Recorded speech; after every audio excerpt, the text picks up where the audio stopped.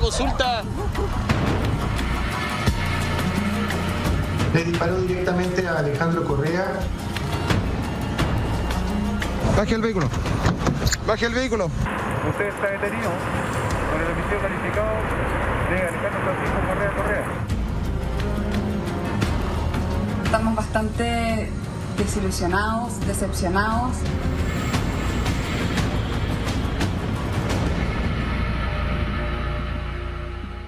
Tú te sientes mejor y ese es el cambio que uno busca al final de cuentas. Lo que quiere uno es tener una linda familia, que tus relaciones sean gratas, poder contribuir y por último poder también encontrar su sueño y lograr su sueño.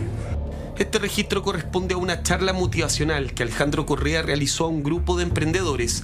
Este ingeniero comercial de 60 años, que la mañana del 18 de mayo del 2020 sería asesinado en la puerta de su casa a manos de un sicario.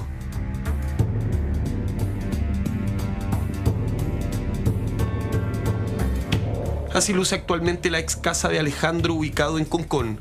Su familia decidió irse tan solo 4 meses después del homicidio, por motivos emocionales y de seguridad. Un caso más donde se ve que en Chile son las víctimas las que se deben esconder. Mi familia fue expulsada de su casa, de su ciudad, de su mundo conocido y lo más doloroso, condenada a vivir sin el hombre más bueno del mundo, mi padre. Alejandro dejó a su esposa y a sus 3 hijas. Es precisamente Valentina quien ha sido la vocera de la familia ante los medios de comunicación. Han sido 20 meses muy dolorosos, de mucha incertidumbre, de mucha nostalgia, de mucha extrañeza. Mi papá era un hombre bueno, un hombre de familia, un hombre generoso. Y cuando te arrebatan, te matan a alguien con esas características, te queda un profundo dolor que sin la ayuda y la compañía de nuestra familia y de nuestros amigos, hoy día no estaríamos en buen pie para comenzar este importante proceso que es el juicio. Un juicio que ha sido postergado en reiteradas oportunidades, pero antes es importante señalar quiénes son los 4 imputados por este homicidio y más aún, entender el móvil de este macabro crimen. Ponga mucha atención.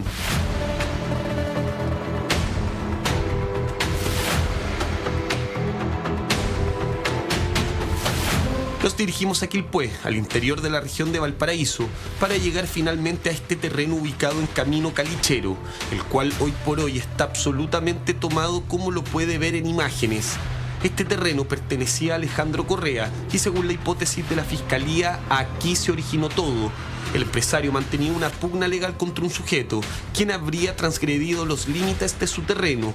¿De qué sujeto estamos hablando? De él, Renato López Fuentes, imputado como autor intelectual de la muerte de Correa, que en agosto de 2020 sería detenido por la Policía de Investigaciones. Este es el momento exacto cuando de manera sorpresiva es capturado. Baje el vehículo. Baje el vehículo. Baje el vehículo. Baje el vehículo. Aparece acá. Su nombre completo. Dese vuelta. Soy Renato López. Somos de aquí de domicilio. Usted está detenido con el homicidio calificado de Alejandro Francisco Correa. Tiene derecho a guardar silencio. Tiene derecho a ser asistido por un abogado. Ponga la mano atrás. Ponga la mano atrás. ¿Tiene algo en los bolsillos con lo que me puede dañar? Para Renato López Fuentes, su señoría, el delito es homicidio calificado bajo las calificantes del 391 número 1, circunstancia quinta, premeditación conocida, y del 391 número 1, circunstancia segunda, premio o promesa remuneratoria, en calidad de autor, en grado de desarrollo consumado.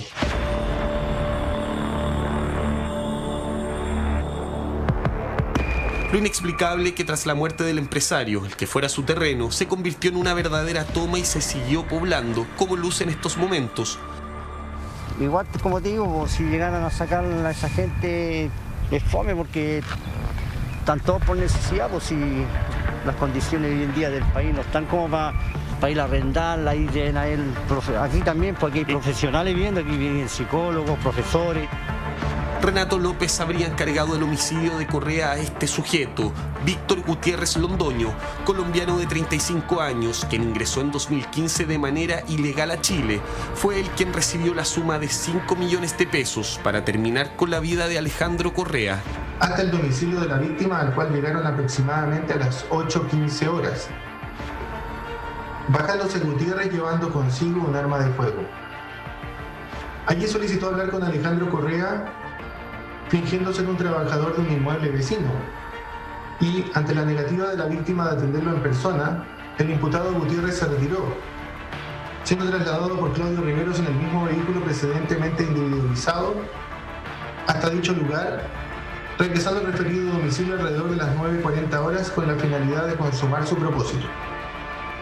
En esta segunda oportunidad, Víctor Gutiérrez encontró a la víctima en el exterior de su domicilio. A Renato López y Gutiérrez Londoño se suman Melissa Palma, pareja del presunto sicario y cómplice del homicidio, y Claudio Riveros, el colectivero, quien trasladó al colombiano a la casa de Correa, recibiendo por eso la suma de 1 millón de pesos.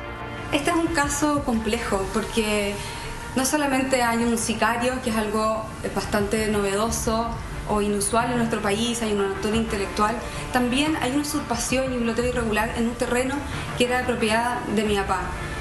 Hoy día, quizás insólitamente, lo que vemos es que el terreno sigue estando 100% tomado y que no hemos visto una acción del Estado fuerte y clara en esa línea. Como dijimos anteriormente, el juicio oral se ha postergado en varias oportunidades. El 31 de enero se iba a realizar, pero se suspendió porque la defensa de uno de los imputados desistió en su representación, fijándose para el 14 de febrero. En esa fecha también se suspendió. La razón, porque tanto Gutiérrez Londoño como su pareja Melissa Palma se encontraban en cuarentena preventiva en la cárcel de Valparaíso por un eventual brote de COVID-19. Una vez más se ha postergado el inicio del juicio. Molesta y llama mucho la atención las descoordinaciones dentro del sistema de justicia, órdenes que no se cumplen, da orden el tribunal oral de que traigan acusados a su presencia y Gendarmería no cumple esas órdenes, diciendo que no tiene antecedentes. Bueno, entonces termina mandando más Gendarmería que los jueces, pero esto podría seguir al eterno así. Entonces creo que esto muestra parte del problema, que es que también nuestro sistema de justicia está en crisis.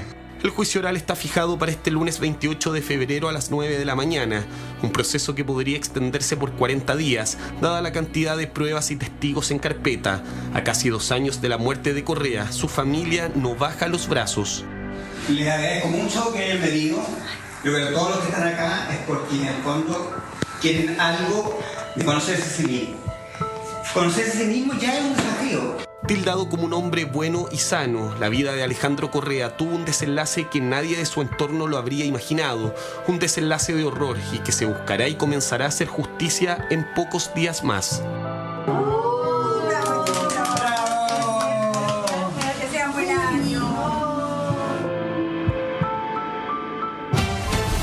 Esta historia tiene varios antecedentes que a uno le ponen los pelos de punta. La manera en que le quitan la vida a Alejandro Correa, el origen, la situación que da origen a la historia, que es este terreno en Quilpué. Luego el constante cambio de fechas para el inicio del juicio oral, lo que por supuesto que revictimiza nuevamente a la familia. Pablo Yutronich ha estado siguiendo el caso, ha estado muy en contacto con el círculo de la familia Correa y tiene nuevos antecedentes, Pablo, de cara a lo que parece ser la fecha definitiva de este juicio oral, este próximo lunes. Sí, Edu, ojalá que sea la fecha definitiva para la familia de Alejandro Correa, a quienes les mando un abrazo grande, un abrazo afectuoso. Una familia que le cambió la vida ese lunes en la mañana, ese lunes 18 de mayo del 2020, a las 9 de la mañana con 40 minutos, cuando Alejandro Correa fue asesinado, terminaron con su vida en la puerta de la casa. La verdad que reportear este caso de verdad llega mucho, porque uno no logra entender por qué se tomó esta decisión. La Fiscalía tiene una hipótesis. La Fiscalía ha señalado que se trató por una disputa de terreno. El terreno que nosotros fuimos, que lo mostramos en el reportaje, este terreno en Quilpué, que era propiedad, que pertenecía a Alejandro Correa, y que en ese momento Alejandro sostuvo una disputa legal, porque estaba judicializado el tema, con esta persona, Renato López Fuentes, que tenía un escombredero, tenía unos camiones ahí, y este sujeto habría transgredido un poco el límite de este terreno y había usado terreno que le pertenecía a Alejandro Correa. Esa es la hipótesis y ahí se habría originado todo.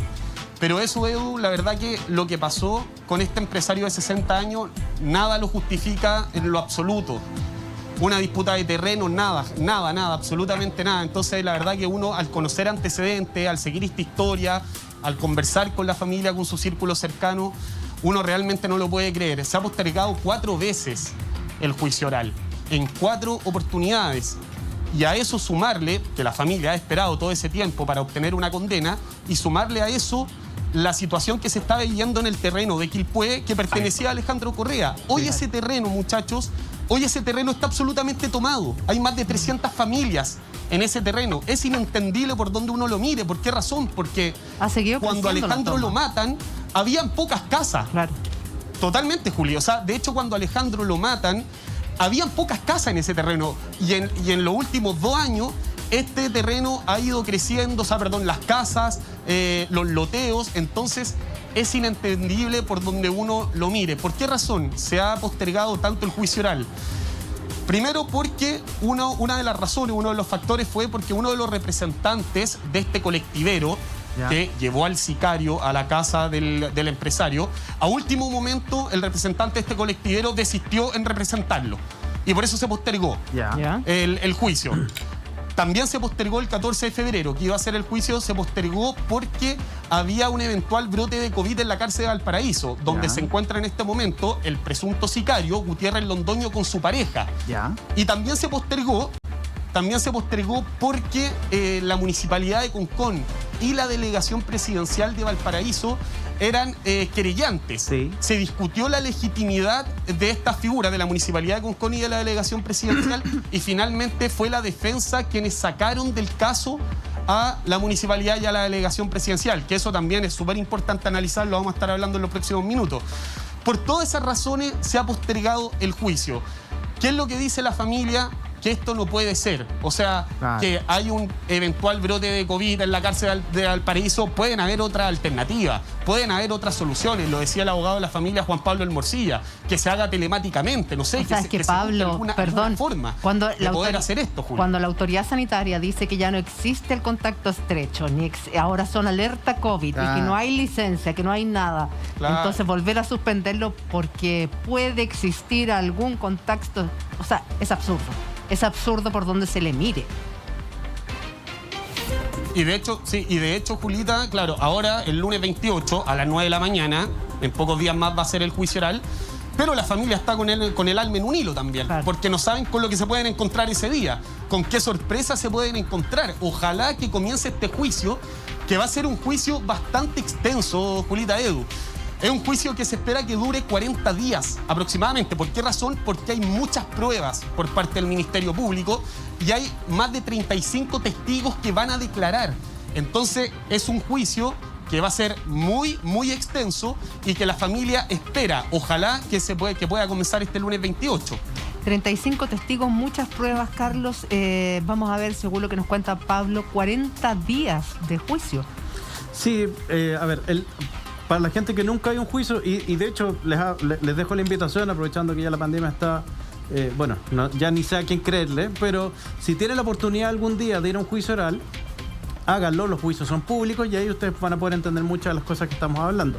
Normalmente en un juicio pueden declarar 2 o 3 testigos porque generalmente estamos hablando de que cada testigo podría, entre su declaración y el interrogatorio del Ministerio Público, más el interrogatorio del querellante y los contrainterrogatorios por parte de la defensa, estamos hablando que una persona puede declarar fácil entre 1 a 2 horas en un juicio aproximadamente. Y normalmente los juicios duran son en horas de la mañana solamente, después viene seguramente un break de almuerzo, si es que continúa en la tarde. Entonces estamos hablando que puede haber 1 o 2 declaraciones, dependiendo de la extensión de cada una de ellas, por día. Entonces, por eso... Cuesta muchísimas semanas todos declarando. Cuestan muchas semanas declarando. Entonces, pero sí ¿qué es lo que yo encuentro impresentable en esta situación? Que habiendo un proceso judicial antes que ocurra este horrible crimen, hasta el día de hoy, es decir, que han pasado 2 años desde el homicidio de Alejandro, pero estamos hablando que han pasado más de 2 años desde que Alejandro interpuso la denuncia en la justicia por esta toma de terrenos, y hasta el día de hoy no hay nada. O sea, le costó la vida a una persona, asesinaron al dueño, hay imputados por ello, y el tribunal que tiene que dar la orden de desalojo hasta el día de hoy no ha hecho absolutamente nada. El tribunal de Quilpué, que es donde está el terreno. Entonces, y vemos que con mucha preocupación, que evidentemente sabemos que es una necesidad y una realidad que existe en el país, pero tampoco ha hecho nada. Claro, pero los tipos que están detrás de esta toma, de este terreno, que hacen negocio además, que muchas veces venden un terreno que no les pertenece, logran su objetivo, quitándole la vida a Alejandro Correa, que es seguir haciendo su negocio y seguir tomándose el terreno y haciendo negocio con eso. Eso es una de las cosas que yo creo que molesta y le duele a la familia. Lo decía Valentina, la hija de Alejandro, que ha asumido esta suerte de vocería familiar. Pero parece ser que el caso está, en términos investigativos, más o menos abrochado. O sea, aquí sí. Pablo está con nosotros. Pablo, da la sensación de que investigativamente el caso está bastante cerrado. O sea, esto es cosa que comience rápido. Si lo que pasa es que hasta cuándo con las postergaciones. Artilugios. Son artilugios, claro. Sí. De hecho, a ver, el presunto sicario, Gutiérrez Londoño, está confeso. Claro. A Gutiérrez Londoño lo detuvieron 3 días después de la muerte de Alejandro Correa. Sí. Lo veíamos en la nota también, el autor intelectual, Renato López Fuente, lo veíamos en el registro cuando lo detienen en el auto, etcétera. Él también está confeso. Lo estamos viendo, él también está confeso. Pero la gran interrogante es ¿por qué se ha extendido tanto lo judicial? ¿Por qué se ha extendido tanto el juicio? Hay cosas que son súper importantes y que hay que destacar. Renato López, esta persona, el presunto autor intelectual que tenía estos camiones y que habría transgredido el límite del terreno, pocos días antes de la muerte de Alejandro Correa, Alejandro interpuso una denuncia y el tema fue escalando. Sí. Pero en el reporteo yo pude ver material que Alejandro con Renato López tenían, al principio sobre todo de este problema, tenían una buena relación. Alejandro lo llamaba por teléfono y se interceptó la policía de investigaciones. Alejandro lo llamaba por teléfono, le decía, Renato, pucha, ¿qué está pasando? ¿Cómo lo podemos arreglar? Así. Y hola, don Alejandro, con respeto, una buena onda, que se escuchaba un trato entre los dos, pero que lamentablemente fue creciendo y que terminó ahí. Y en los últimos días comenzó ya justamente la toma. Había una persona que empezó a hacer un loteo en este terreno. Claro. Eran muy pocas casas cuando Alejandro murió y ya posteriormente, después del homicidio, fue un loteo total y se fue poblando absolutamente ese terreno. Pablo Yutonich entregándonos los últimos detalles de esta historia, que esperemos tenga finalmente su comienzo de juicio oral el día lunes. Estaremos muy atentos a aquellas situaciones. Esperemos que esta vez sí avance la justicia. Pablo, un abrazo grande y gracias por estar con nosotros. Chao, Edu, también. Diputada, uno ve esta historia y parece que estas son las situaciones las que le dan la razón a la gente cuando se dice que la justicia parece que trabaja más para los delincuentes y no para hacer justicia en un proceso, en un periodo adecuado. El alargar esto eternamente revictimiza finalmente a quien ha sido víctima de un delito. Claro, y la revictimización sobre la que hemos tomado conciencia en los últimos años es justamente el vivir una pesadilla permanente, como de alguna manera lo describe muy bien la hija del señor asesinado, en este caso, que ha sido la vocera de la familia. Y esa sensación de injusticia bastante generalizada, de que no se produce justicia y que se alargan situaciones de injusticia, tiene que ver, ¿cierto?, con lo que hoy día se está viendo en la Convención Constitucional, donde hay sin duda un cuestionamiento. Se hace eco la Convención Constitucional del cuestionamiento ciudadano a las formas de hacer justicia, a este tipo de dilaciones, de demoras inexplicables, que afectan a tantas familias, porque este es un caso, pero es bastante generalizada la situación. Y llama la atención, por lo tanto, que cuando se intenta cambiar el sistema de justicia, que ha tocado fondo sin ninguna duda, aparecen las voces de los privilegiados de siempre, que quieren mantener las cosas como están. Entonces yo creo que que son estas situaciones que, como la que ustedes han reporteado, las que dan cuenta de por qué la ciudadanía tiene la sensación de que los tribunales de justicia no cumplen su función. Sí. A mí me da la idea de que la justicia no solamente debe ser equitativa o le debe llegar la pena. Debe ser oportuna. Sino que eso, debe ser oportuna. Es que no es si la justicia no llega en un tiempo prudente, ¿qué sacas tú con que se haga justicia, entre comillas, 10 años después, 2 años después, 4 años después? El sentido de oportunidad también es importante, Carlos. Es súper importante y imagínense que estamos conversando de un caso que nos sorprende, que han pasado 2 años y todavía no llegamos a juicio. El lunes 28 también se supone que inician los alegatos de preparación de juicio oral del caso de Fernanda Maciel, a quien le aprovecho enviar un saludo y un abrazo a su madre. Y han pasado más de 4 años. Entonces, lamentablemente se ha ido normalizando con estas triquiñuelas muchas veces que usan los abogados para extender o para finalmente dar más oportunidades al imputado, que muchas veces están confesos, como este caso. Pero hay otros personajes que aparecen en este caso puntualmente, que es, por ejemplo, un personaje que es un profesor. Hemos tratado de reportear y saber si es realmente un profesor o no, pero le dicen al profesor que es la persona que lotea y vende estos terrenos a las otras víctimas, que son las personas que están viviendo ahí, que muchas veces son gente que no tiene recursos o no han tenido trabajo o son inmigrantes, etcétera, que también son víctimas de esta persona. Porque los estafan. Porque básicamente, de hecho, es una estafa. La persona le está vendiendo un terreno que no es de él, que no existe, y ese dinero se lo queda a esa persona. Esta persona vivía en esa toma y fue desalojada con una orden del tribunal. Entonces esperemos que la orden del tribunal se extienda para que, obviamente, tratar de solucionar el problema habitacional, pero también solucionar en parte y enmendar en parte el homicidio que sufrió esta persona. Pero acá lo importante también es saber qué línea o qué conexión tiene este profesor que está libre con el imputado que está imputado como actor intelectual de este hecho. Es más, otro antecedente muy importante del imputado, del actor intelectual, que es Renato López Fuentes. Hace muchos años su esposa se encuentra desaparecida. ¿Cierto? Su primera esposa. ¿Cierto? Su primera esposa. Y estaban en trámites de iniciar el divorcio y misteriosamente la mujer desaparece. Hasta el día de hoy no se sabe su paradero. Hasta el día de hoy esta persona tampoco ha colaborado mucho con la justicia. Presentó una querella, pero más allá no ha entregado ningún otro antecedente. Entonces, ¿quién es realmente este imputado? Quedan muchas aristas por abrir, sobre todo por darle tranquilidad a esa familia que ya perdió a un padre, que ya perdió a un esposo, a un hermano, y que ve que pasa el tiempo y de verdad es que esta altura, que la excusa sea que fueron contactos estrechos cuando no existe el contacto estrecho, porque el mismo gobierno determinó que dejó de existir, que no hay licencias, que ya esa categoría no existe, no se entiende cómo el tribunal acepta esa explicación para postergar por 4ª vez un juicio que ya debería haber comenzado. De hecho, el abogado lo menciona. ¿Cómo Gendarmería va a tener más poder que un juez?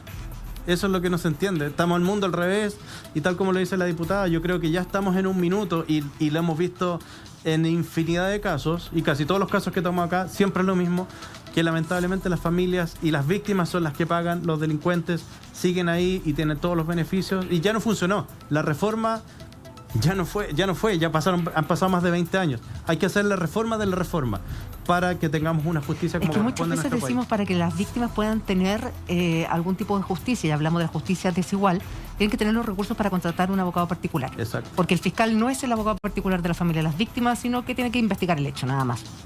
Acá estamos hablando de una familia que sí tiene los recursos para poder costear un abogado particular, y aún así no puede hacer justicia por el asesinato de Alejandro Correa. Entonces, teniendo uno de los mejores abogados estamos hablando. Entonces, entonces esto no es solo que la justicia hay que tener plata, porque si no tienes plata para contratar un abogado no se va a mover jamás tu causa, sino que además contratando a uno de los mejores, tampoco puedes acelerar el proceso porque existen todos estos artilugios para poder detener un proceso y poder cerrar y hacer justicia por una persona que fue asesinada de una manera brutal en la puerta de su casa. Uno comprende que la justicia no es un proceso de un segundo para otro, que no es cosa de tomar al primer detenido y llevarlo a la plaza pública y hacer apedrearlo. Exacto.